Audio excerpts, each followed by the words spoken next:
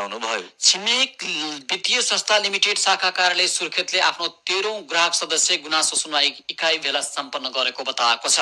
कार्यक्रमको उद्घाटन यसै वित्तीय संस्थाका सञ्चालक सुशीला श्रेष्ठले गर्नुभएको बताइएको छ। कार्यक्रममा 288 जना सदस्य तथा अभिभावकको उपस्थिति रहेको थियो भने वित्तीय संस्थाको केन्द्रीय कार्यालय काठमाडौँबाट, विभागीय प्रमुख, प्रदेश कार्यालयबाट प्रदेश प्रबन्धक, अनुगमन अधिकृत तथा प्रदेश कार्यालय कर्मचारीहरूको उपस्थिति रहेको बताइएको छ। कार्यक्रममा वर्तमान समयमा लघुवित्त क्षेत्रमा देखिएका समस्याहरू, चुनौती र विभिन्न किसिमका अफवाह तथा भ्रामक समाचारहरूको चिरफार गर्दै वित्तीय सचेतना समेत जानकारी गराएको हो। कार्यक्रममा 10 जना विशिष्ट सदस्यहरूलाई दोस्रो तथा प्रमाणपत्र दिई सम्मान समेत गरिएको छ।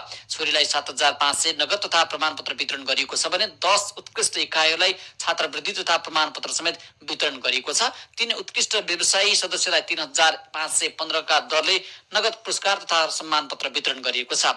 शाखाको वार्षिक प्रतिवेदन प्रस्तुत गर्दै कार्यक्रम सञ्चालक सुर्खेत शाखाका शाखा प्रबन्धक मानबहादुर राणाले गर्नुभएको हो। कार्यक्रम सहजीकरण संस्थाका केन्द्रीय कार्यालयबाट खटिनुभएका विभागीय प्रमुख विद्युनाथ अधिकारी, कर्णाली तथा सुदूरपश्चिम प्रदेशका प्रदेश प्रबन्धक कृष्णवन, अनुगमन अधिकृत रामकृष्ण पन्त, अनुगमन अधिकृत राजु केसीले गर्नुभएको जनाइएको छ।